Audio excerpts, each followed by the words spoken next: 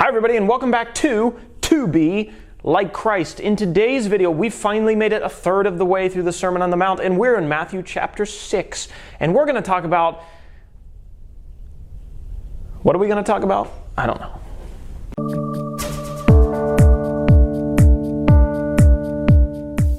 Oh yeah, we're going to talk about show-off Christians. I've clearly studied very hard for this video. Let's read our text, Matthew chapter 6, verses 1 through 4. Beware of practicing your righteousness before other people in order to be seen by them, for they will have no reward from your Father who is in heaven. Thus, when you give to the needy, sound no trumpet before you, as the hypocrites do in the synagogue and in the streets, that they may be praised by others. Truly, I say to you, they have received their reward.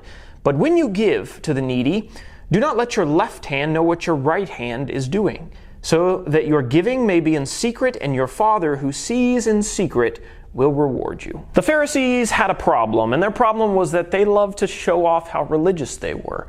And so whenever they would do a good deed, they'd be like, "Hey everybody, look, I'm about to give to this poor guy." Or when they prayed, they'd make long, eloquent prayers so that everyone would be like, "Wow, what a great prayer he is." And Jesus basically comes up to them and he says, "You're a bunch of hypocrites." He tells these Pharisees that their motives are completely wrong and tells everyone around them not to do it like they do it. The only reason that the Pharisees acted this way was so that they could get the praise of men for how spiritual they were or how generous they were in giving to the poor. They weren't helping the needy because they cared about the needy. They were actually stepping on the needy to climb the ladder of prestige in their community. What's the problem here? We're still in the Sermon on the Mount, remember, and this is all about reforming outward actions and the heart. Think back to the last video. What's wrong with the Pharisees here?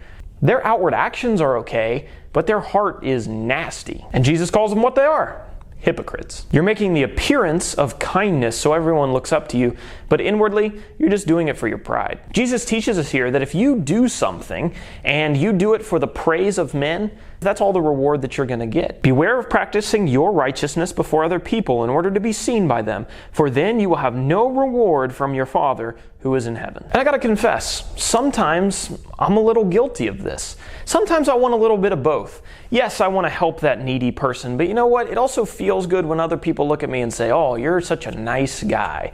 How nice of you. How generous of you to help that person in need." Sometimes I might do a good deed and then I feel like I gotta tell somebody later on so that they can be proud of me. Now, if you've been in our Matthew Bible study for any length of time, you may think back to chapter 5 and say, wait a second. This verse says that if people see my works, that I'm not going to get any reward. But back in Matthew chapter 5, it says, let's see, verse 16, "In the same way, let your light so shine before others, so that they may," what? "See your good works and give glory to your Father who is in heaven." How do I reconcile that? I should let other people see my good works. I shouldn't let other people see my good works. Well, on the board behind me is a beautiful diagram drawn by none other than myself to give you... Sorry. I was just boasting about my good works back there. What I've put on the board behind me is to illustrate how we reconcile these two verses. And what it comes down to is our motives in those actions. What are we seeking when we do those actions and those actions are seen by other people? And our actions are going to be seen by other people because we're not called to live the Christian life in the closet. Some of the actions that we are going to be doing are going to be done in private, certainly, and no one's ever going to know about them. But if we're living the Christian life the way that we should, some of our actions will be public. It comes down to a question of motives. In Matthew chapter 5, "In the same way, let your light so shine before others, so that, this is the reason that you do it, so that they may see your good works and give glory to your Father who is in heaven." What is your motive in doing those good works? It's not so people look at you and say, "Wow, he's a great guy." It's so that people look at you and they say, "What would cause him to do that? What would cause him to be nice to that guy who just made him walk that mile or slapped him on the face or sued him and took him to the law? It must be the God that's within him." On the flip side, notice the difference in the motives in chapter 6, verse 1. "Beware of practicing your righteousness before others in order," this is the ESV, "in order to be seen by them." Your motive is for yourself to be lifted up. On my little chart here, I have two situations that lead us to no reward. God is not going to reward us if we have either of these two things. Men can seek the praise of other men in two different ways. One is really obvious to us. The second is not so obvious, and it's what Jesus is exposing here in this text.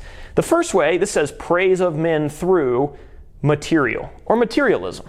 We get this idea. I want to have the nicest car, the nicest home, the greatest job, the most prestige. So the way I do that is through my material possessions. People are going to look up to me and think I'm really great or really intelligent because of all the material things that I have. That's one way, and that ultimately leads us to no reward apart from God. But there's another way. It's what Jesus is talking about here. Praise of men through spiritual or spirituality. There are some men who are seeking the exact same thing as the people who do it through the material. The only difference is they're using God to get it. So just like these Pharisees, they're not interested in putting God on display. They're not interested in showing His greatness to the world. They're interested in showing their greatness through their seeming generosity and seeming spirituality. There is only one path to the reward.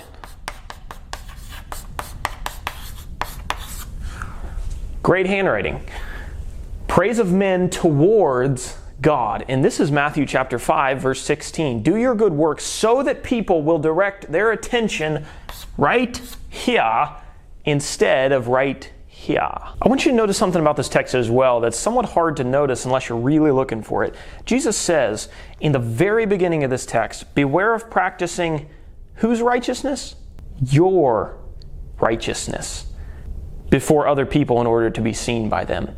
When you're practicing your righteousness, you've got the whole thing mixed up, right? Jesus is bringing a law, and that law is going to be glorious because not of our righteousness, not a law of works where I keep the law the way I should and therefore I'm great, but it's His righteousness. And so rather than practicing our righteousness for the praise of men, we need to be practicing the righteousness seen in Christ that is given to us for the glory of God. Another thing we might want to think about is be careful how quickly we put somebody into one or the other categories. Jesus was able to do that very quickly and easily because He knew what was in every man. He knew his heart.